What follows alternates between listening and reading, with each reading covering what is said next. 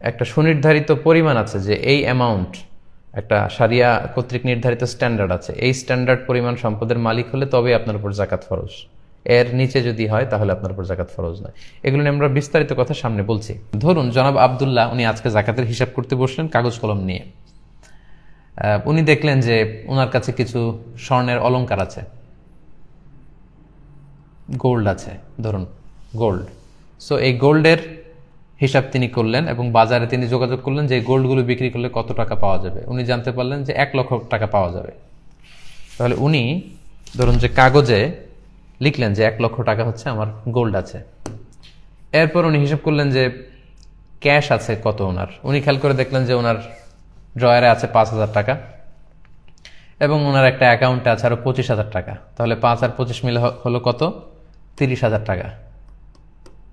তাহলে 1 লক্ষ টাকা গোল্ড বিক্রি করে পেলেন বা গোল্ডের দাম হিসেবে জানলেন। ক্যাশ টাকা আছে ব্যাংকে এবং সাথে মিলে 30,000, হলো 1,30,000 টাকা। এরপর ধরুন জনাব আব্দুল্লাহর একটা ইন্স্যুরেন্স আছে, যে ইন্স্যুরেন্সটা এখন যদি ভেঙে ফেলে তাহলে উনি এটার স্থিতি যত আছে উনি জানতে পারলেন স্টেটমেন্ট অনুযায়ী যে 2 লক্ষ টাকা উনি এখন পাবেন। তাহলে এটা কিন্তু জাকাতেবল অ্যাসেট, উনি যোগ দিলেন 2 লক্ষ টাকা। এরপরে ধরুন যে 1 বছর উনি একটা ফ্যাক্টরি নির্মাণ করে সেখান থেকে ব্যবসা শুরু করেছেন। তো এই ফ্যাক্টরিতে জাকাতেবল অ্যাসেট আছে ধরুন ওনার 5 লক্ষ টাকা, ফর এন এক্সাম্পল, এটাও উনি যোগ দিলেন। তাহলে দেখা গেল জনাব আব্দুল্লাহর আজকে যে জাকাত হিসাব করতে হচ্ছে তার জাকাতেবল অ্যাসেট টোটাল এটার সংখ্যা দাঁড়াচ্ছে 8,30,000 টাকা মোট। এই পরিমাণ সম্পদের তিনি মালিক, আমরা ধরে নিলাম। এবার ধরুন আব্দুল্লাহর একটা ঋণ আছে, তার বন্ধুর কাছ থেকে কয়েক মাস আগে তিনি 1 লক্ষ টাকা নিয়েছিলেন ঋণ এবং বলেছেন যে 6 মাসের মধ্যে তিনি এটা দিয়ে দিবেন। তাহলে যেই ঋণ একবারে পরিশোধ করতে হবে, আমরা বলেছিলাম এটা পুরো বাদ যাবে। তাহলে তার মূল সম্পত্তি 8,30,000 টাকার মধ্যে থেকে উনি ওনার যেটা ঋণ পে করতে হবে এটা উনি বাদ দিয়ে ফেলবেন, যেহেতু এটা ডিডাক্ট হয়ে যাবে। 1 লক্ষ বাদ দিলেন। এবার ধরুন উনি একটা লেটস সে গাড়ি কিনেছিল ইনস্টলমেন্টে, কিস্তিতে, যেটা প্রতি মাসে মাসে উনি পে করে যাচ্ছেন। তাহলে আমরা বলেছিলাম ইনস্টলমেন্টে যদি কেউ কিস্তিতে ঋণ পরিশোধ করে তাহলে সর্বোচ্চ 12 মাসের কিস্তির টাকা উনি বাদ দিতে পারবেন। তো 12 মাসের কিস্তির টাকা যদি উনি বাদ দেন তাহলে দেখা যাচ্ছে যে এখানে আসে 1,50,000 টাকা। এটাও কিন্তু উনি টোটাল টাকা থেকে বাদ দিতে পারবেন। তাহলে জনাব আব্দুল্লাহর মোট জাকাতযোগ্য সম্পদ বা জাকাতেবল অ্যাসেট আমরা যোগ করে পেলাম 8,30,000 টাকা এবং ওনার 2টা ঋণ আছে, একটা এককালীন পরিশোধযোগ্য আর একটা কিস্তিতে বা ইনস্টলমেন্টে পরিশোধযোগ্য। এই 2টা যদি আমি যোগ দিই তাহলে হচ্ছে 2.5 লক্ষ টাকা। তাহলে ওনার মূল সম্পদ 8,30,000 টাকা থেকে আমরা যদি 2.5 লক্ষ টাকা বাদ দিয়ে দেই তাহলে জনাব আব্দুল্লাহর কাছে এখন থেকে যাচ্ছে 5,80,000 টাকা। এই 5,80,000 টাকা হচ্ছে ওনার জাকাতেবল অ্যাসেট। এই 5,80,000 টাকার উপর থেকে উনি 2.5% হারে জাকাত দিবেন। 5,80,000 টাকাকে যদি 2.5% দিয়ে উনি ভাগ দেন তাহলে দেখা যাবে যে ওনার জাকাতের টাকাটা বের হয়ে আসছে। তো 5,80,000কে 2.5% হারে যদি আমরা হিসেব করি তাহলে ওনার 14,500 টাকা জাকাত আসে। বাংলাদেশি টাকায় 5,80,000 টাকা থেকে 2.5%-এ জাকাত আসে 14,500 টাকা। তো জনাব আব্দুল্লাহ সাহেবকে এই 14,500 টাকা আল্লাহর বর্ণিত যে 8টি খাত আছে যে কোনো একটি খাতে জাকাত আদায় করে দিতে হবে। তাহলে প্রথম শর্ত হচ্ছে নিসাব পরিমাণ সম্পদের মালিক হওয়া। 2 নম্বর শর্ত হচ্ছে যেটাকে আরবিতে বলে হালানিল হাউল, 1 বছর অতিক্রান্ত হওয়া, সেটা চান্দ্র বৎসর, পুরো 1 বছর আপনার কাছে ওই নিসাব পরিমাণ সম্পদ থাকা, এটা হচ্ছে দ্বিতীয় শর্ত। 3 নম্বর শর্ত হচ্ছে আল মিলকিয়া, ওনারশিপ, সেটা আপনার সম্পদ হওয়া। 4 নম্বর শর্ত হচ্ছে আজিয়াদা, ওই সম্পদটা আপনার প্রয়োজনীয় সব কিছুর অতিরিক্ত হওয়া। 5 নম্বর শর্ত হচ্ছে আদামুদ্দুয়ুন, মানে আপনার খুব বেশি পরিমাণে ঋণ না থাকা। যে পরিমাণে সম্পদ তার চেয়ে বেশি যদি ঋণ থাকে তাহলে তো আগে ঋণ দিতে হবে, জাকাত দেওয়া লাগবে না। এই মোটামুটি জাকাত ফরজ হওয়ার এই 5টি শর্ত। তো এই 5টি শর্ত সম্পর্কে আমাদের বিস্তারিত শুনতে হবে। যদি বিস্তরভাবে আমরা না জানি তাহলে আমরা বুঝতে পারবো না যে কোন প্রেক্ষাপটে আমাদেরকে কিভাবে জাকাত আদায় করতে হবে। তাহলে জাকাত ফরজ হওয়ার 5টি শর্তের প্রথম শর্ত হচ্ছে নিসাব পরিমাণ সম্পদের মালিক হওয়া। আমরা তাহলে প্রথম শর্তটি দিয়ে শুরু করি। আমরা বলেছি যে নিসাব মানে হচ্ছে এমন একটা স্ট্যান্ডার্ড, এমন একটা শরীয়ত কর্তৃক নির্ধারিত স্ট্যান্ডার্ডাইজেশন করা হয়েছে যে এই পরিমাণ সম্পদ যদি কারো কাছে থাকে, তার মানে বোঝা গেল সে নিসাব পরিমাণ সম্পদের মালিক হয়েছে। এটাকে বলা হয় নিসাব। তো নিসাবের ক্ষেত্রে দুইটি জিনিস দিয়ে শরিয়া আল ইসলামিয়া নিসাবকে নির্ধারিত করেছে। একটি হচ্ছে স্বর্ণ, আরেকটি হচ্ছে রৌপ্য, গোল্ড অ্যান্ড সিলভার। যেহেতু একটা সময়ে গোল্ড এবং সিলভার দিয়ে সবকিছু কেনা বেচা হতো, এবং তখনকার সময়ে কারেন্সি বা মুদ্রা বলতে স্বর্ণের মুদ্রা, রূপার মুদ্রাই ছিল, দিনার দিরহাম। পরবর্তীতে এখন আমরা যে পেপার মানি ইউজ করি, কাগজের ক্যাশ বা টাকা, এটা আবিষ্কৃত হয়েছে।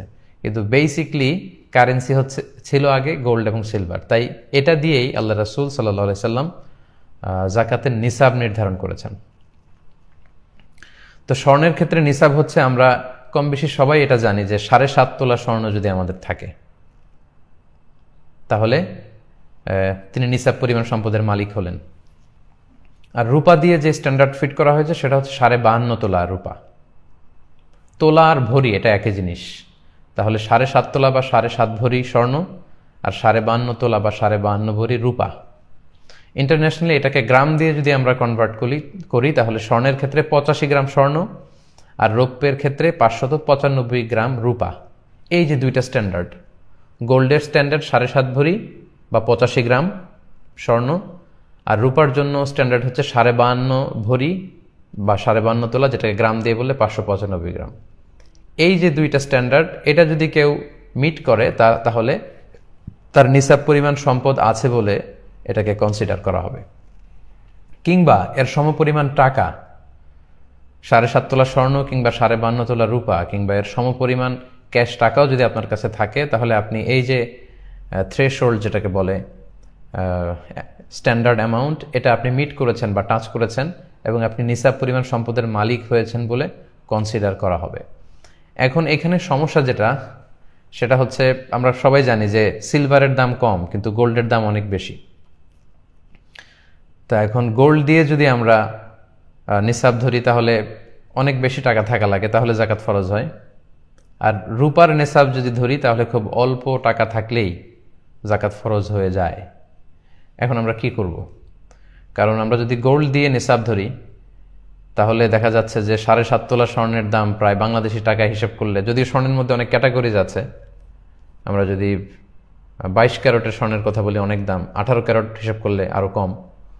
তো দেখা যাচ্ছে যে 18 ক্যারেটের এটাও যদি ধরি, তাহলে 3.5 লক্ষ টাকা ক্রস করবে। আজকে একটা হিসাবে দেখলাম যে আমি প্রায় 3,70,000 টাকা।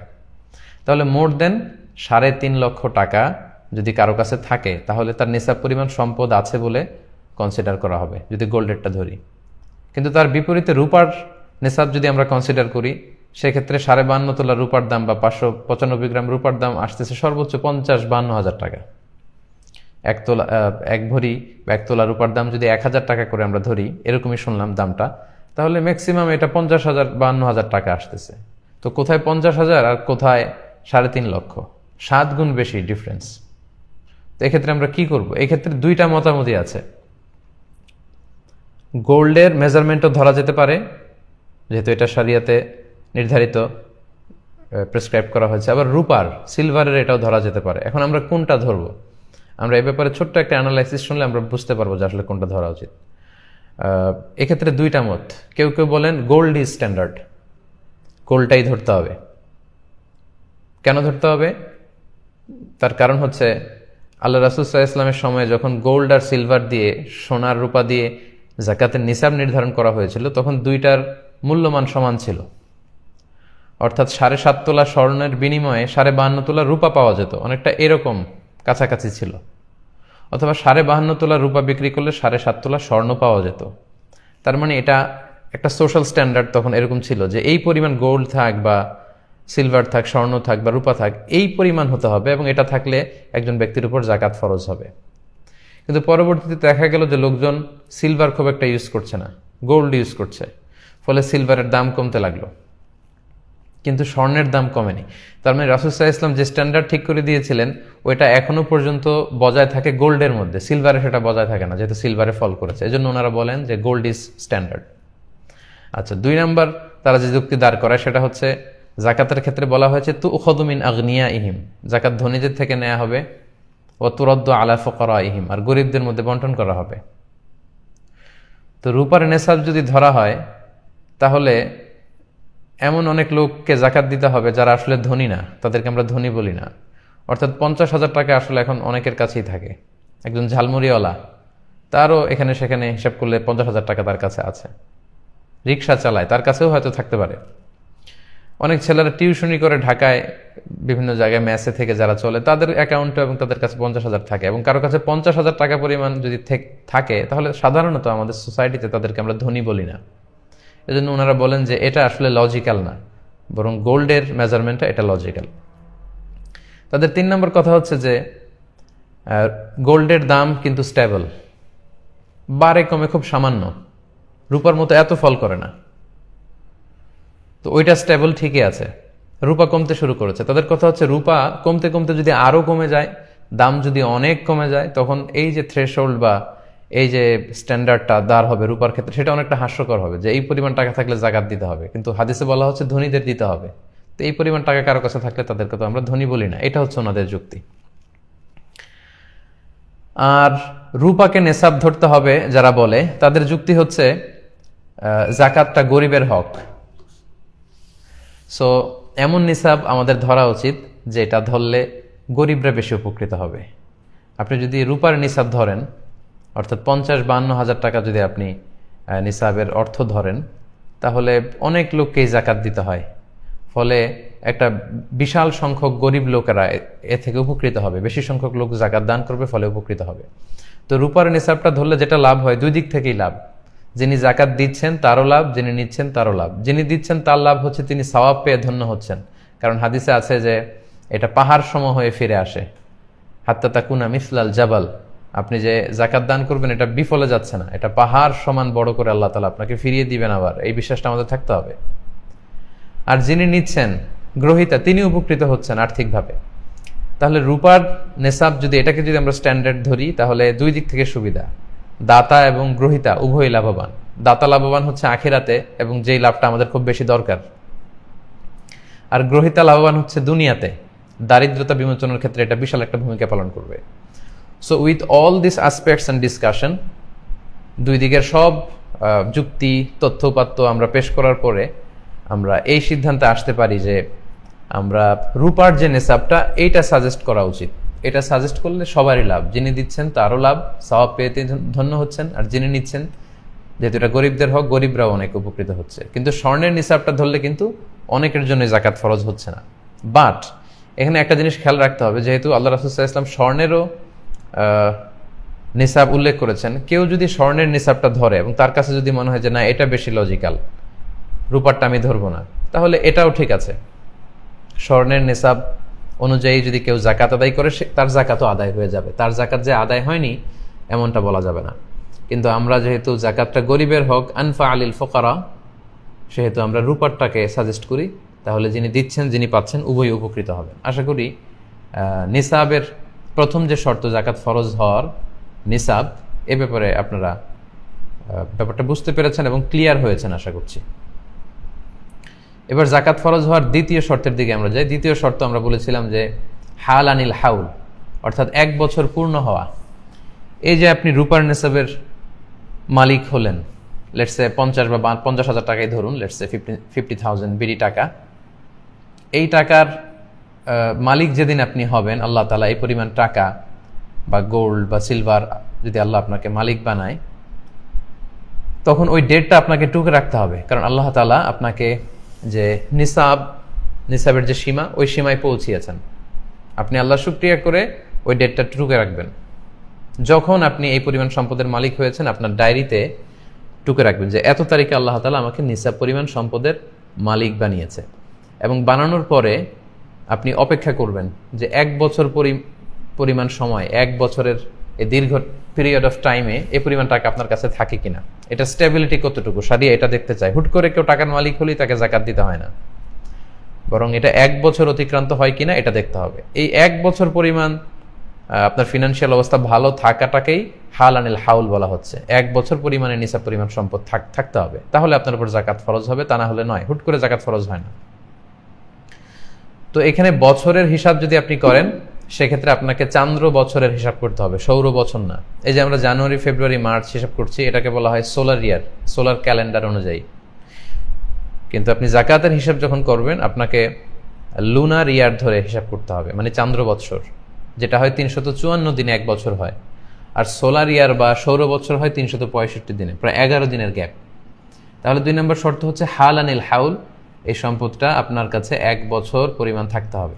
আশা করি এই ব্যাপারটাও বুঝেছেন। 3 নম্বর শর্ত হচ্ছে আল মিলকিয়া, আপনি নিসাব পরিমাণ সম্পদের মালিক হলেন, এটা 1 বছর আপনার কাছে আছে।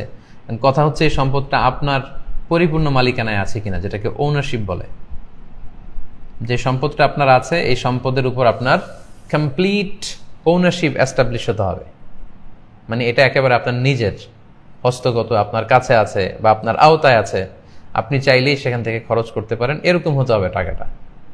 এখানে যদি এমন হয় যে আপনার কাছে আমানতের টাকা আছে, কেউ আপনার কাছে 5 লক্ষ টাকা আমানত রেখেছিল, ওই আরেকজনের আমানতের টাকা থেকে কিন্তু আপনি আবার জাকাত দিয়ে দিতে পারবেন না, কারণ এই টাকাটা আপনার না।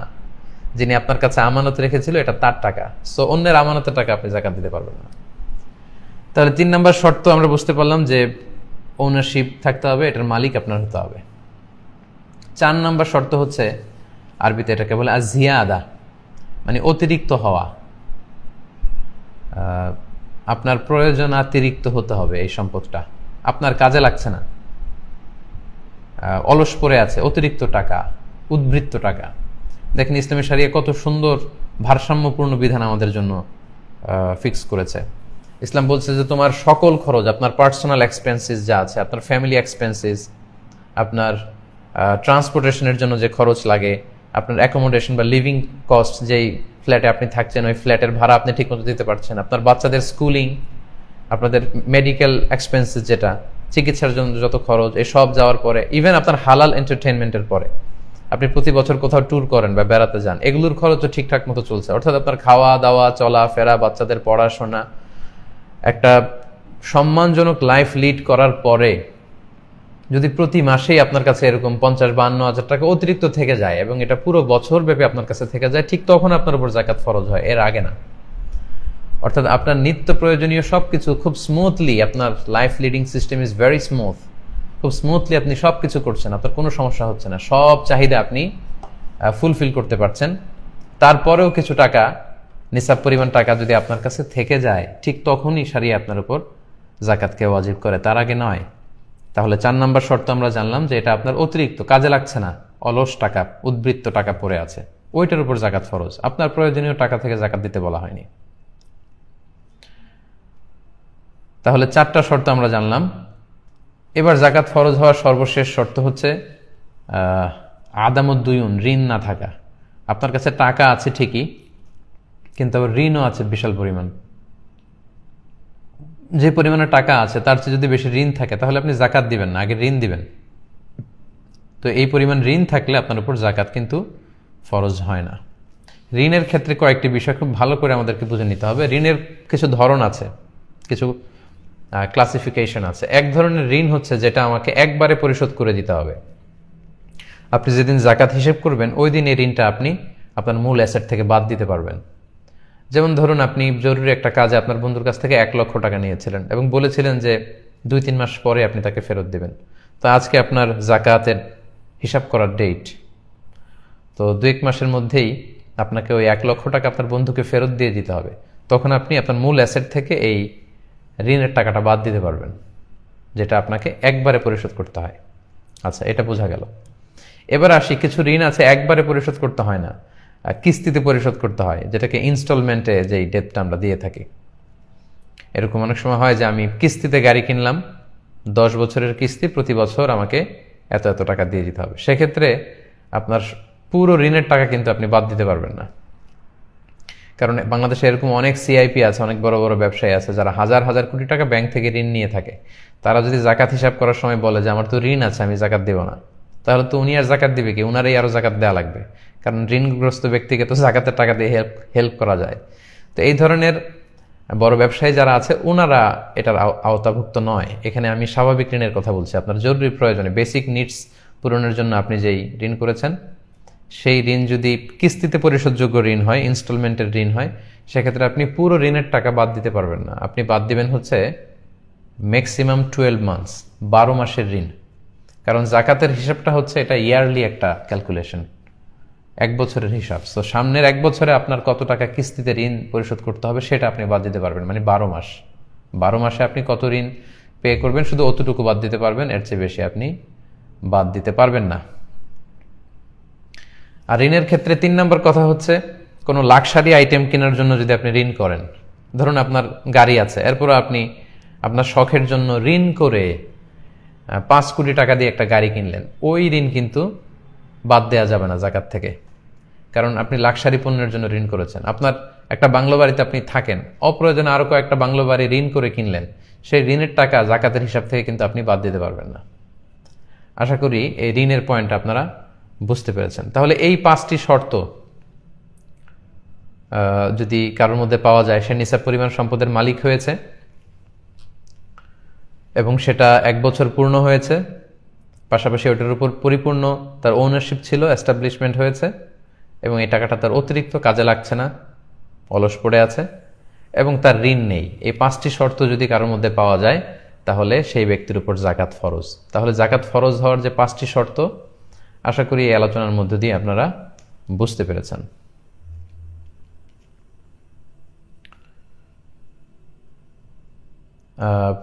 এর মাঝখানে একটি কথা বলে রাখি, সেটি হচ্ছে কখন এমন হতে পারে যে আপনি কারো কাছ থেকে টাকা পান, মানে আপনি ঋণ দিয়েছিলেন, তো সেটার জাকাত আপনি কিভাবে দিবেন? সেটার নিয়ম হচ্ছে, যদি সেই টাকাটা পাওয়ার আশা থাকে, যে না আমার পাওয়ার সম্ভাবনা আছে, তাহলে ওইটার জাকাত আপনাকে দিতে হবে। যখন আপনি জাকাত হিসাব করবেন সেটাও হিসাব করে দিয়ে দিবেন, অথবা যখন আপনি হাতে পাবেন তখনও দিতে পারেন। সেক্ষেত্রে পিছনের যত বছর, 1 বছর 2 বছর 3 বছর যদি পরে পান, ওই 3 বছরের জাকাত হিসেব করে আপনাকে দিয়ে দিতে হবে। কিন্তু যদি এমন হয় কাউকে আপনি ঋণ দিয়েছেন টাকা, কর্জে হাসানা, কিন্তু বেচারা আর সে টাকা দিতে পারবে না, এবং আপনিও নিরাশ, আশা ছেড়ে দিয়েছেন যে এই টাকা হয়তো আর পাওয়া যাবে না, সেক্ষেত্রে জাকাত ক্যালকুলেশন করার সময় সেই টাকাটার হিসেবে আনা লাগবে না। তাহলে সম্মানিত দর্শক ও শ্রোতাবৃন্দ, আমরা ইতিমধ্যে জানতে পেরেছি যে কাদেরকে আমরা জাকাত দিতে পারবো না, এবং আমরা জানতে পেরেছি যে জাকাত ফরজ হওয়ার শর্ত কি কি। এ পর্যায়ে আমরা জানবার চেষ্টা করব যে জাকাত যোগ্য সম্পদ কি কি, কোন কোন সম্পদে জাকাত দিতে হয়। সব সম্পদে জাকাত দেয়া লাগে না, আমরা বলেছি। আপনার ব্যবহৃত যে বাড়িতে আপনি থাকেন, যে ফ্ল্যাটে আপনি থাকেন, এটার জাকাত নাই। যে গাড়ি আপনি ইউজ করেন, এগুলোর জাকাত নাই। যে মোবাইল, যে ল্যাপটপ আপনি ইউজ করেন, যেগুলো আপনার ব্যবহার করা লাগছে, ব্যবহৃত কোনো জিনিসের জাকাত দিতে হয় না, এক্সেপ্ট জুয়েলারি এবং অর্নামেন্টস। অনেক বোনেরা প্রশ্ন করে থাকেন যে হুজুর, আমার ব্যবহৃত যে স্বর্ণালঙ্কার, জুয়েলারি বা অর্নামেন্টস, এগুলোর কি জাকাত দিতে হবে? এক্ষেত্রে 2টা মতামত। কোনো স্কলাররা বলেন যে ব্যবহৃত কোনো জিনিসের জাকাত দিতে হয় না, ফলে স্বর্ণালঙ্কারেরও জাকাত দিতে হবে না, এবং মেজরিটি স্কলাররা এটাই বলেছেন। বাকি 3 মাযহাব, হানাফি মাযহাব ছাড়া বাকি 3 মাযহাবের স্কলাররা এটাই বলেছেন যে ব্যবহৃত স্বর্ণালঙ্কারের জাকাত দিতে হয় না। কিন্তু আল ইমাম আল আযম আবু হানিফা আলাইহি রাহমা, একমাত্র ওনার মত হচ্ছে যে ব্যবহৃত স্বর্ণালঙ্কারের জাকাত দিতে হবে। তো এই মাসআলার ক্ষেত্রে ইমাম আবু হানিফার মতটাই হচ্ছে রাজিহ কওল, এটার উপরই ফতোয়া, এবং এটাই খুব ভ্যালিড। কারণ স্বর্ণ এবং রৌপ্য এটা অন্যান্য ব্যবহৃত জিনিসের মতো নয়, এটা substitute of money, paper money, cash টাকার মতোই। এটাকে ভাঙালেই স্বর্ণরৌপ্য দোকানে নিয়ে গেলে টাকা পাওয়া যায়, এটার মূল্য কমে না খুব একটা। সো আমার প্রিয় বোনেরা, যারা আপনারা অনেক সময় জিজ্ঞেস করেন যে ব্যবহৃত স্বর্ণালঙ্কারের জাকাত দিতে হবে কিনা, জি দিতে হবে। যদিও বাকি 3 মাযহাবের মতামত হচ্ছে যে দেয়া লাগবে না, শুধু ইমাম আল আযম আবু হানিফা রাহিমাহুল্লাহ উনি বলেছেন দিতে হবে, উনার মতটাই গ্রহণযোগ্য এবং এটাই সবচেয়ে ভ্যালিড। কারণ এ ব্যাপারে এমন কিছু হাদিস পাওয়া যায় যে হাদিসগুলোর আলোকে আমরা বুঝতে পারি যে যদিও ব্যবহৃত স্বর্ণালঙ্কার, তারপরও এটার জাকাত দিতে হবে। কারণ শরিয়ত তো একটা স্ট্যান্ডার্ড বেঁধে দিয়েছে। বোনদেরকে বলছি, যে বোনরা যারা শুনছেন, আপনার যদি 5 ভরি গহনা থাকে বা 5 ভরি স্বর্ণের গহনা থাকে, আপনার তো জাকাত দেওয়া লাগবে না। 6 ভরিও যদি থাকে দেওয়া লাগবে না। 7.5 ভরি মানে 85 গ্রাম, এটা একটা স্ট্যান্ডার্ড, তার মানে হিউজ পরিমাণ আপনার আছে, তখন আপনি জাকাত দিবেন। এক্ষেত্রে আমরা সুনানে আবু দাউদের কিছু হাদিস উল্লেখ করতে পারি। আম্মা জান আয়েশা রাদিয়াল্লাহু তাআলা আনহার হাতে বা আঙ্গুলে আংটির মতো কিছু রূপার তৈরি গহনা ছিল। আল্লাহ রাসূল সাল্লাল্লাহু আলাইহি ওয়াসাল্লাম দেখে বললেন, আয়েশা তুমি কি এটার জাকাত দিয়েছো? আম্মা জান আয়েশা বললেন, না দেইনি, এটা আপনার কাছে আমার সৌন্দর্য বাড়ানোর জন্য আমি এটা ব্যবহার করছি, এটার জাকাত দেইনি। আল্লাহ রাসূল সাল্লাল্লাহু আলাইহি ওয়াসাল্লাম বললেন, হাসবুকি ফিন্নার, তোমাকে জাহান্নামে নিতে এই অলংকারটাই যথেষ্ট, এই রূপার অলংকারটাই। তো তখন কিন্তু আয়েশা রাদিয়াল্লাহু তাআলা আনহা হাতে পড়েছিলেন ওই আংটিটা। তাহলে এই হাদিস থেকে বোঝা যায় যে ব্যবহৃত স্বর্ণালঙ্কারের জাকাত দিতে হবে। আরেকটি হাদিস যেটিও সুনান আবু দাউদে এসেছে, এক সাহাবী নারী আল্লাহ রাসূল সাল্লাল্লাহু আলাইহি ওয়াসাল্লামের কাছে আসলেন তার মেয়েকে নিয়ে। মেয়ের হাতে 2টা স্বর্ণের চুড়ি ছিল, 2টা ব্রেসলেট মেড অফ গোল্ড। আল্লাহ রাসূল সাল্লাল্লাহু আলাইহি ওয়াসাল্লাম বললেন, জাকাত দিয়েছো? সে বলল, না, জাকাত দেয়নি। আল্লাহ রাসূল সাল্লাল্লাহু আলাইহি ওয়াসাল্লাম বললেন, তাহলে তুমি কি পছন্দ করো যে এই স্বর্ণের চুরির বিপরীতে জাহান্নামের 2টা আগুনের চুরি তোমার হাতে পরিয়ে দেওয়া হবে? তাৎক্ষণিক মহিলাটি ভয় পেলেন এবং বললেন, খুলে আল্লাহ রাসূলকে দিয়ে দিলেন, বললেন, আল্লাহ এবং আল্লাহ রাস্তায় এটা আমি দিয়ে দিলাম। তো তার মেয়েও কিন্তু তখন পরিহিত ছিল। তার মানে ব্যবহৃত স্বর্ণ এবং অলংকারের যে জুয়েলারি অর্নামেন্টসের কথা আমরা বলি, এটা যদি গোল্ডের হয় এবং সিলভারের হয় তাহলে আপনার জাকাত দিতে হবে আমার প্রিয় বোনেরা। যদি সেটা নিসাবকে ক্রস করে এবং জাকাতের যে শর্তগুলো আপনাকে আমরা শোনালাম, আপনাকে জাকাত দিতে হবে, আপনি এটার জাকাত দিয়ে দেন। অনেক বোনদের এমন হয় যে শুধু গোল্ডই আছে, গোল্ডের অলংকার, টাকা নেই, তখন আপনি কিভাবে দিবেন? আপনি আপনার হাজবেন্ডের কাছ থেকে টাকা নিয়ে আদায় করে দিতে পারেন, অথবা আপনার সামান্য কিছু অলংকার আপনি বিক্রি করে দিতে পারেন। আপনার একটা নোজ পিন বিক্রি করে দিলে হয়তো কমে গেল, 7.5 ভরির নিচে যদি থাকে তাহলে আর জাকাত দেওয়া লাগলো না। আশা করি এই মাসালাটি আপনাদের কাছে ক্লিয়ার হয়েছে। এবার খুব গুরুত্বপূর্ণ একটা পয়েন্ট নিয়ে আমরা কথা বলবো, সেটা হচ্ছে জাকাত যোগ্য সম্পদ কি কি। সব সম্পদে জাকাত আসে না, আপনার ব্যবহৃত জিনিসপত্রের উপর জাকাত আসে না। কি কি বিষয়ের উপর জাকাত আসে, অর্থাৎ যেদিন আপনি জাকাতের হিসাব করতে বসবেন ওই দিন কোন কোন জিনিসকে আপনি জাকাতের আওতাভুক্ত করবেন, যেটাকে বলে জাকাতেবল অ্যাসেট, সেগুলো কি কি আমরা সেগুলো একটু শুনি। তার মধ্যে 1 নম্বর হচ্ছে সোনা রূপা।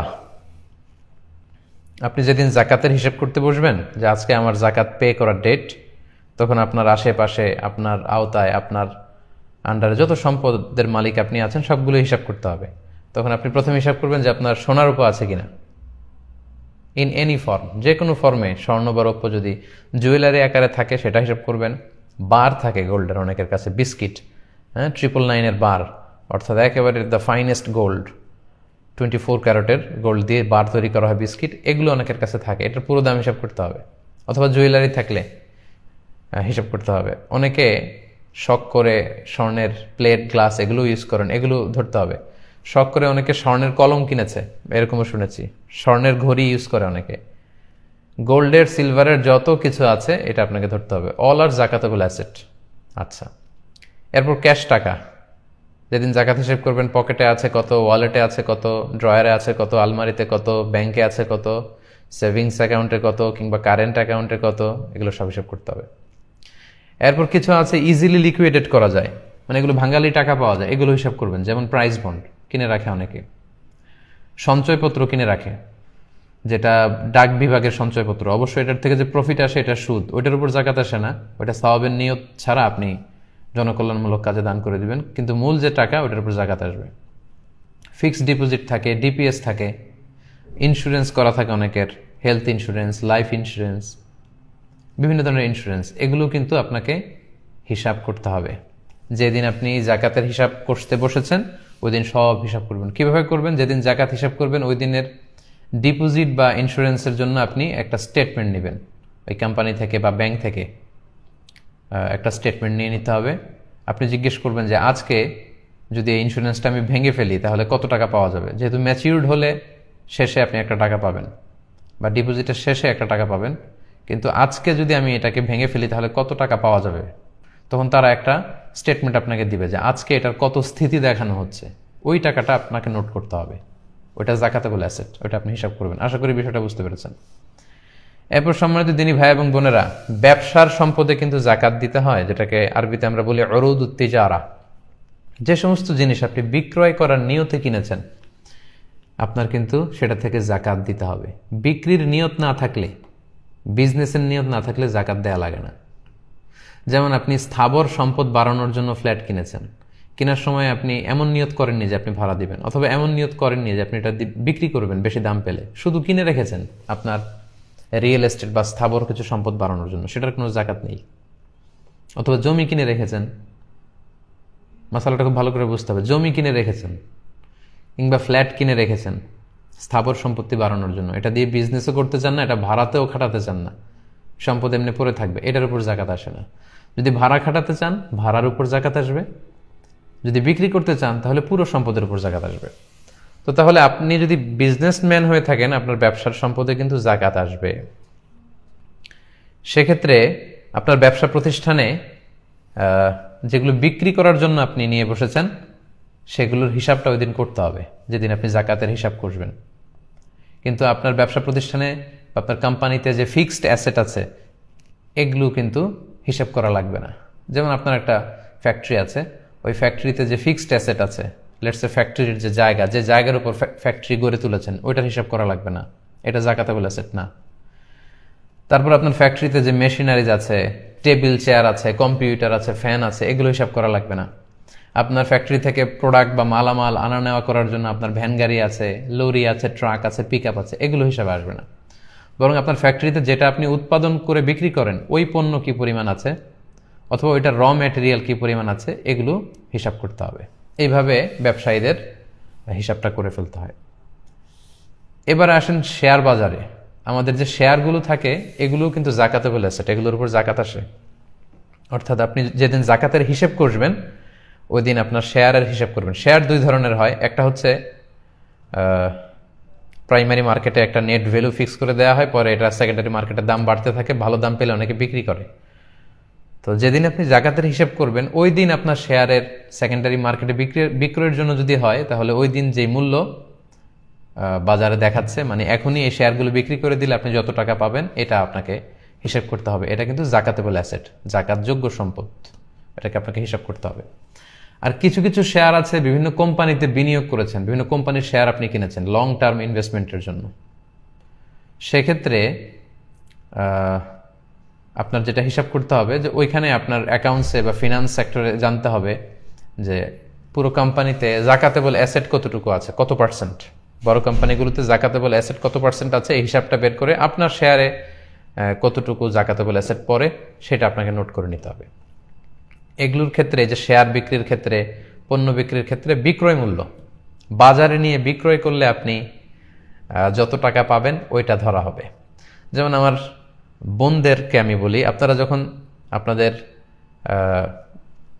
নাকফুল, কানফুল কিংবা গলার যে নেকলেস আছে, হাতের চুড়ি, এই যে আপনাদের অলংকারগুলো, এগুলো আপনি যত দিয়ে কিনেছিলেন সেটা কিন্তু আপনি হিসাব করবেন না জাকাত শেয়ার করার দিন।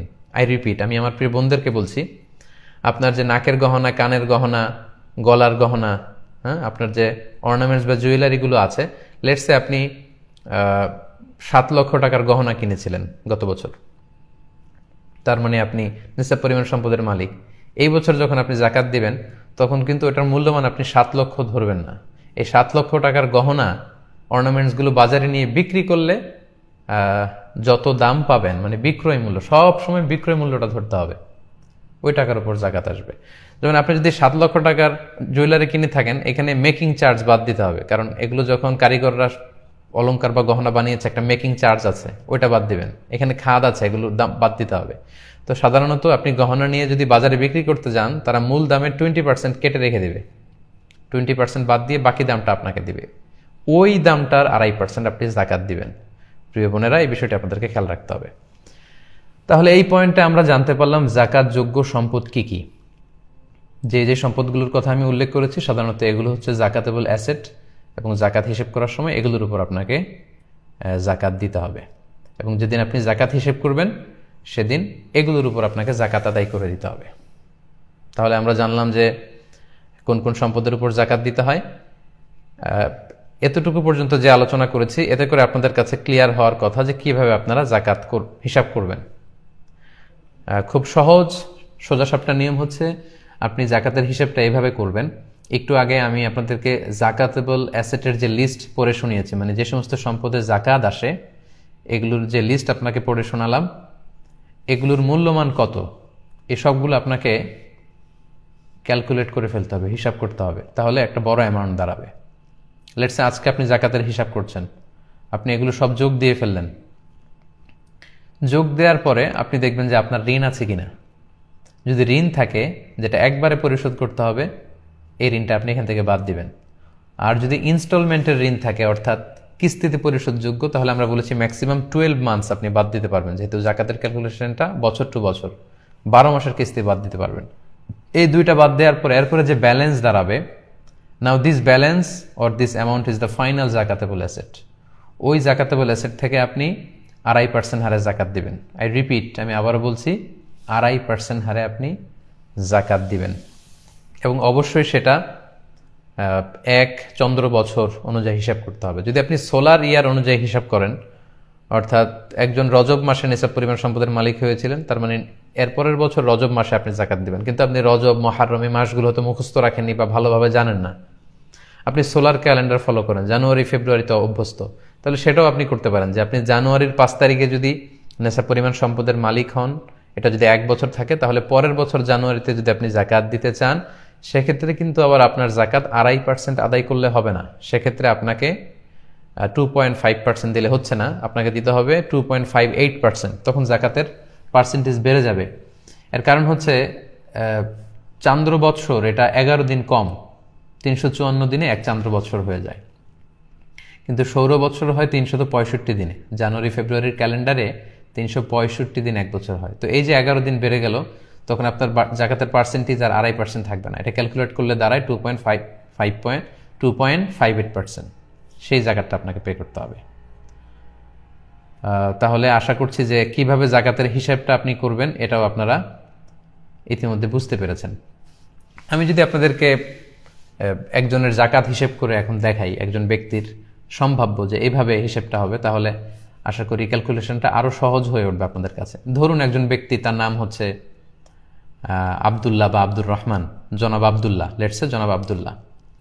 উনি গত বছর রমাদানের 20 তারিখে নেসাব পরিমাণ সম্পদের মালিক হয়েছিল। মাসালান, উদাহরণস্বরূপ আমি আপনাদেরকে বোঝানোর জন্য বলছি, ফর এন এক্সাম্পল, উনি গত বছর রমাদানের 20 তারিখে নেসাব পরিমাণ সম্পদের মালিক হয়েছিল, এবং পুরো 1 বছর ওনার সম্পদ আছে, আরো সম্পদ বেড়েছে, ব্যবসায় অনেক উন্নতি হয়েছে। তার মানে তার এই সম্পদের মালিকানাটা স্টেবল, কমেনি, সে সচ্ছল ধনী ব্যক্তি। পাশাপাশি তার পূর্ণ ওনারশিপে আছে এবং তার সব খরচ শেষে অনেক টাকা তার হাতে পড়ে আছে, তার মানে তিনি জাকাত আদায় করবেন। তো গত বছর রমাদানের 20 তারিখে যদি উনি নিসাব পরিমাণ সম্পদের মালিক হন, তাহলে 2020 সালের 19 সালে যদি মালিক হন, তাহলে 2020 সালের রমাদানের 20 তারিখে ওনার 1 বছর পূর্ণ হবে। মানে আজকে উনি জাকাতের হিসেব করতে বসলেন। যাদেরকে জাকাত দেওয়া যাবে না, তাদের প্রথম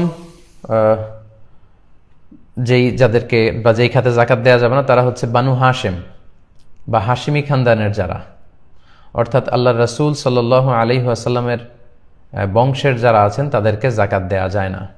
আল্লাহ রাসূল সাল্লাল্লাহু আলাইহি ওয়াসাল্লামের সাথে যেহেতু ওনাদের নিসবাত আছে, সম্পর্ক আছে, এবং আল্লাহ রাসূল সাল্লাল্লাহু আলাইহি ওয়াসাল্লাম অনেক সম্মানিত, এজন্য তাদেরকে জাকাত দেওয়া যায় না।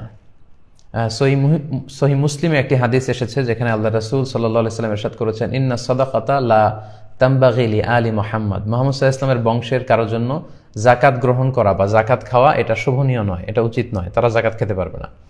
কারণ ইন্নামা হিয়া আওসাখুন নাস, এটা হচ্ছে মানুষের সম্পদের মধ্যে যে অপবিত্র জিনিস আছে বা ময়লা আছে, সম্পদের ময়লা বলা যায়, যেহেতু সম্পদকে পিউরিফাই করার জন্য এই জাকাতকে ফরজ করা হয়েছে। সো এই জাতীয় জিনিস আলে মুহাম্মদ সাল্লাল্লাহু আলাইহি ওয়াসাল্লামের পরিবার বা বংশের অন্তর্ভুক্ত যারা হবে, তাদের জন্য আল্লাহ তাআলা এটাকে হালাল করেননি, তাহলে ওনাদেরকে জাকাত দেওয়া যাবে না। সহিহ বুখারীর আরেকটি হাদিসে আমরা ওই হাদিসটি থেকে জানতে পারি যে আল্লাহ রাসূল সাল্লাল্লাহু আলাইহি ওয়াসাল্লামের প্রিয় নাতি হুসাইন রাদিয়াল্লাহু তাআলা আনহু, উনি একবার জাকাতের খেজুর থেকে একটি খেজুর নিয়ে খেতে শুরু করেছিলেন। দূর থেকে আল্লাহ রাসূল সাল্লাল্লাহু আলাইহি ওয়াসাল্লাম এটা দেখে তিনি বললেন, কিখ কিখ, যেটা আমরা বাংলায় ওয়াক থু ওয়াক এরকম বলি, মানে এরকম হোসেন রাদিয়াল্লাহু তাআলা আনহুকে বোঝাতে চাইলেন যে, নানা ভাই তুমি এটা কি করছো, কিখ কিখ ইরমি বিহা, তুমি এই জাকাতের খেজুর খেও না, এটা ফেলে দাও। আমা আলিমতা আন্না লা নাকুলু সাদাকা, নানা ভাই তুমি কি জানো না যে আমরা সাদাকার সম্পদ খেতে পারি না, মানে তুমি আমার নাতি, তুমি হচ্ছে আলে মুহাম্মদ সাল্লাল্লাহু আলাইহি ওয়াসাল্লাম, সো তোমার জন্য এই সাদাকার সম্পদ নয় বা জাকাতের সম্পদ নয়। তো এই হাদিসগুলোর আলোকে আমরা বুঝতে পারি যে বানু হাশেম বা হাশিমি খানদানের যারা হবে, আল্লাহ রাসূল সাল্লাল্লাহু আলাইহি ওয়াসাল্লামের সম্মানের কারণে ওনাদেরকে জাকাত দেয়া যাবে না। এটা হচ্ছে সাধারণ কথা। কিন্তু বর্তমান বিশ্বে আল্লাহ রাসূল সাল্লাল্লাহু আলাইহি ওয়াসাল্লামের বংশের সাথে নিসবত আছে, এরকম অনেক শাখা বংশ গোটা বিশ্বব্যাপী ছড়িয়ে আছে। এখন পৃথিবীতে যদি এরকম কোনো পরিস্থিতি দেখা দেয় যে ওনাদের মধ্যে থেকে কেউ যদি দরিদ্র হয়, আর্থিক সংকটে ভুগে, তাহলে তাদের ব্যাপারে হুকুম কি? সেক্ষেত্রে স্কলাররা যে মতামত পেশ করেছেন ফোকাহারা, সেটা হচ্ছে আল্লাহ রাসূল সাল্লাল্লাহু আলাইহি সাল্লামের সময়ে জেহাদ থেকে যেই গানিমাত বা যে সম্পদ পাওয়া যেত, এটা আল্লাহ রাসূল সাল্লাল্লাহু আলাইহি সাল্লাম এবং ওনার বংশধরদের জন্য নির্ধারিত ছিল। খুমুস নির্ধারিত ছিল, 1/5 তো সেটা তো এখন নেই। এখন আমাদের সেন্ট্রাল লিডারশিপ নেই, আমাদের নেতৃত্ব দেওয়ার কেউ নেই, তো এখন এই খুমুসের বিধান নেই। তো সেক্ষেত্রে মুসলিম যে গভর্নমেন্ট আছে, তারা আল্লাহ রাসূল সাল্লাল্লাহু আলাইহি ইসলামের বংশধর যারা আছে তাদের মধ্যে থেকে কেউ যদি আর্থিক দৈন্যতায় থাকে, তাদেরকে সহযোগিতা করার চেষ্টা করবে, তাদেরকে সাপোর্ট করার চেষ্টা করবে, তাদেরকে ভাতা দেওয়ার চেষ্টা করবে। এখন এরকম ব্যবস্থাও যদি না থাকে, খুমুস নাই, ভাতা দেওয়ারও সুযোগ নাই, সেক্ষেত্রে অনেক ফোকাহারা বলেছে এরকম বিশেষ পরিস্থিতি যদি হয়, তাহলে তাদেরকেও জাকাতের অর্থ দিয়ে সহযোগিতা করা যেতে পারে। তবে সাধারণত বনু হাশিমের কাউকে জাকাতের সম্পদ থেকে টাকা বা অর্থ দেয়া যায় না। তাহলে এই এক খাতে জাকাত দেয়া যাবে না, বা হাশিমি খানদানের যারা, তাদেরকে জাকাত দেয়া গেল না। এরপর অমুসলিম যারা, তাদেরকে জাকাত দেয়া যাবে না, কারণ জাকাত এটা মুসলমানদের থেকে উত্তোলন করা হয় এবং মুসলমানদের মধ্যে বিতরণ করা হয়। সহিহ বুখারীতে একটি হাদিস এসেছে, যেটি আমরা আগের পর্বে উল্লেখ করেছিলাম, যে জাকাতটা হচ্ছে এমন সম্পদ, তুখযু মিন আগনিয়াইহিম, এটা মুমিনদের মধ্য থেকে যারা ধনী তাদের থেকে কালেক্ট করা হবে, ওয়া তুরাদ্দু আলা ফুকারাইহিম, এবং বিশ্বাসীদের মধ্যে থেকে, মুমিনদের মধ্যে থেকে যারা গরিব, ফকির, মিসকিন, তাদের মধ্যে দান করা হবে। তো এটা অমুসলিমদের জন্য নয়, এটা হচ্ছে সাধারণ হুকুম। কিন্তু এক্ষেত্রে এক্সেপশনাল হচ্ছে আল মুআল্লাফাতু কুলুবুহুম, যাদের চিত্ত আকর্ষণের জন্য আল্লাহ রাসূল সাল্লাল্লাহু আলাইহি ওয়াসাল্লাম জাকাত দিয়েছিলেন। অনেক কাফির মুশরিককে, বিধর্মীকেও আল্লাহ রাসূল সাল্লাল্লাহু আলাইহি ওয়াসাল্লাম জাকাত দিয়েছিলেন। তো এই মতামতটার ব্যাপারে ইখতিলাফ আছে। হানাফি স্কুল অফ থটের মতে হচ্ছে তাদেরকে জাকাত দেয়া যাবে না, অর্থাৎ জাকাতের টাকা অমুসলিমদের কোনো কাজে বা তাদেরকে সাহায্য সহযোগিতার জন্য ব্যয় করা যাবে না, বরং অন্য কোনো ফান্ড থেকে, অমুসলিমদের মধ্য থেকে কেউ যদি নিঃস্ব থাকে, অসহায় থাকে, তাদেরকে হেল্প করতে হবে। এক্ষেত্রে আমরা হেদায়া কিতাবের একটা টেক্সট উল্লেখ করতে পারি। সেখানে উল্লেখ আছে, ওয়াকাদ সাকাতা মিনহা আল মুআল্লাফাতু কুলুবুহুম, জাকাত দানের যে 8টা খাত, এর মধ্যে মুআল্লাফাতু কুলুবুহুম, চিত্ত আকর্ষণের জন্য, এটা মুসলিম হতে পারে, অমুসলিম হতে পারে। ওনারা এটা দিয়ে মুসলিম, অমুসলিম যারা আছে তাদের কথা উদ্দেশ্য নিয়েছেন, যে তাদের এই বিষয়টা রহিত হয়ে গিয়েছে। লিআন্নাল্লাহ তাআলা আ'আজ্জাল ইসলাম, কেননা আবু বকর, ওমর ফারুক রাদিয়াল্লাহু তাআলা আনহু, ওনাদের সময় থেকে ইসলামকে আল্লাহ তাআলা সম্মানিত করেছেন। ইসলামের এমন একটা অবস্থা তখন চলে এসেছে, অমুসলিমদেরকে জাকাত দিয়ে আর ইসলামের প্রতি তাদের চিত্ত আকর্ষণের দরকার নেই। ওয়া আগনা আনহুম ওয়া আলা যালিকা ইন আকাদাল ইজমা, হানাফি স্কলার্সদের মতে এ ব্যাপারে ইজমা হয়েছে, ইজমায়ে সুকুতি। কিন্তু অন্যান্য মাযহাবে এবং অন্যান্য ফুকাহারা এ ব্যাপারে ফ্লেক্সিবল। ওনারা বলেছেন যে না, ইনমাসাতিল হাজা, যদি সিচুয়েশন ডিমান্ড করে তাহলে অমুসলিমদেরকেও জাকাত দেওয়া যাবে। মোস্ট রিসেন্টলি আমি আলী আল কারাদাগি, একজন ওয়ার্ল্ড ফেমাস একজন স্কলার, ওনার একটা রিসার্চ পেপার পড়েছি। সেখানে তিনি আল মুআল্লাফাতু কুলুবুহুম এটা নিয়ে বিস্তর আলোচনা করেছেন, এবং সবশেষে উনি যেই আউটপুট সেখানে দিয়েছেন, উনি বলতে চেয়েছেন যে এটার হুকুমটা আসলে রহিত হয়ে যায়নি। কিছু কিছু স্কলাররা মনে করেন যে ইসলাম খুব শক্তিশালী পর্যায়ে চলে যাওয়ার কারণে এই খাতটা নেই, কিন্তু উনি মনে করেন যে বর্তমান এই পরিস্থিতিতে এই খাতটা এখনও আছে, এবং অমুসলিমদের মধ্য থেকে হিন্দু, বৌদ্ধ, খ্রিস্টান, মুশরিক, নাস্তিক, এরাও যদি বিপদে পড়ে, জাকাতের টাকা দিয়ে ওই তহবিল থেকে তাদেরকে দান করা যাবে। উনি সহ আরও বর্তমান অনেক স্কলারের ব্যাপারে মতামত দিয়েছেন। এই মতামতের ভ্যালিডিটি আছে এই কারণে, কারণ আপনারা দেখবেন যে খ্রিস্টান মিশনারি, ওরা যখন সহযোগিতা করে শুধু খ্রিস্টানদেরকে না, মুসলমানদেরকে, বৌদ্ধদেরকে, সবাইকে দেয়। তো সেক্ষেত্রে মুসলমানদেরও দানের ক্ষেত্রে এরকম ওয়াসাআত বা খুব বড় ব্রড পরিসর থাকা উচিত, যেটা অমুসলিমদেরকে আকৃষ্ট করবে। আর নন মুসলিম সোসাইটিতে যারা ইউরোপে, আমেরিকায় থাকে, সেখানে কিন্তু আমাদের মুসলিম ভাই বোনেরা মাইনরিটি। নানা কারণে, ইসলামোফোবিয়ার কারণে কিন্তু তারা সেখানে অপারেশনের শিকার হচ্ছে। সো আমাদের মুসলিম এনজিওগুলো যখন জাকাতের টাকা থেকে অমুসলিমদেরকে সহযোগিতা করে, তখন মুসলমানদের একটা ভালো সোশ্যাল অবস্থান সেখানে তৈরি হয়। ফলে তাদের উপর যে অত্যাচার বা তাদের ব্যাপারে যে ভুল ধারণা, এগুলো কমতে শুরু করে। সো এগুলোর আলোকে বর্তমান অনেক মডার্ন স্কলাররা বা ফোকাহারা ওনারা বলেছেন যে এই হুকুমটি একেবারে রহিত হয়ে যায়নি, যদি প্রয়োজন হয় তাহলে সেখান থেকে নন মুসলিমদেরকেও চ্যারিটি করা যেতে পারে জাকাত থেকে। তাহলে দুটি খাত আমরা জানলাম। 3 নাম্বার হচ্ছে কোনো ধনী বা স্বাবলম্বী লোককে জাকাত দেওয়া যাবে না। এটা তো সিম্পলি আমাদের আকল খাটিয়ে আমরা বুঝতে পারি যে জাকাত হচ্ছে গরিবদের হক, এটা ধনীরা কেন পাবে, স্বাবলম্বীরা কেন পাবে, তাদেরকে, ধনীদের জন্য এটা নয়, এটা গরিবদের জন্য। তবে এই ক্ষেত্রে কয়েকটা এক্সেপশন আছে, যেমন আমিলিনা আলাইহা, আমরা গত পর্বে বলেছিলাম যে যারা জাকাত ফাউন্ডেশনে জব করবে বা ইসলামিক জাকাত বোর্ডে যারা চাকরি করবে তাদের স্যালারিটা জাকাত থেকে দেয়া যাবে, যদিও তারা পার্সোনালি ধনী হয়। পাশাপাশি ইবনু সাবিলের কথা আমরা বলেছি, যারা মুসাফির বা পথিক, ব্যক্তিগতভাবে তারা ধনী, কিন্তু সফরে তারা সহায় সম্পত্তি সব হারিয়ে নিঃস্ব হয়েছে, তারা ধনী হওয়া সত্ত্বেও তাদেরকে বাড়িতে পৌঁছার জন্য বা এই বিপদ থেকে মুক্ত করবার জন্য জাকাতের অর্থ থেকে সহযোগিতা করা যাবে। এবং আল মুজাহিদ ফি সাবিলিল্লাহ, আল্লাহ রাস্তায় যারা জেহাদ করছে, অস্ত্র শস্ত্র বিভিন্ন রসদ সামগ্রী কিনবার জন্য জাকাতের টাকা থেকে তাদেরকে সাহায্য করা যাবে। আচ্ছা, তাহলে 3টা খাত আমরা জানলাম যাদেরকে জাকাতের টাকা দেয়া যায় না। 4 নাম্বার হচ্ছে ঔরসজাত সম্পর্কের কোনো লোকজনকে জাকাত দেয়া যায় না। অর্থাৎ আমি যার ঔরস থেকে জন্মেছি কিংবা আমার ঔরস থেকে যারা জন্মেছে তাদের কাউকেই জাকাত দেয়া যাবে না। যেমন আমি জন্মেছি আমার বাবার ঔরস থেকে, বাবা মার মাধ্যমে পৃথিবীতে এসেছি, তাহলে বাবা এবং মাকে জাকাত দেয়া যাবে না। তার উপরে যদি যাই, দাদা দাদি, এদেরকে দেয়া যাবে না, দাদা দাদা এদেরকে দেয়া যাবে না, ওয়াইন আলা, যত উপরে যাওয়া যায় এদেরকে জাকাত দেওয়া যাবে না।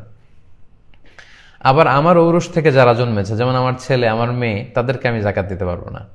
কিংবা ছেলের ছেলে, মেয়ের মেয়ে, আমার নাতি নাতনি, তার নাতি নাতনি, যত নিচের দিকে যাক তাদেরকে কিন্তু আমরা জাকাত দিতে পারবো না। তাহলে 4 নম্বর খাতে আমরা জানলাম যে ঔরসজাত সম্পর্ক যদি আমাদের থেকে থাকে, ওই সম্পর্কের আত্মীয়দেরকে, বাবা মা, দাদা দাদি, ছেলে মেয়ে, নাতি নাতনি, তাদেরকে আমরা জাকাত দিতে পারবো না। 5 নম্বর হচ্ছে স্ত্রীকে জাকাত দেয়া যায় না। কথাটা শুনতে একটু হাস্যকর মনে হলো, স্বামী কিন্তু তার স্ত্রীকে কখনোই জাকাত দিতে পারবে না, কারণ স্ত্রীর ভরণ পোষণ খরচ এগুলো বহন করা কিন্তু স্বামীর উপর আবশ্যক, তাই স্ত্রীকে জাকাত দেয়া যাবে না। এই 5 শ্রেণীর লোককে সাধারণত জাকাত দেয়া যায় না।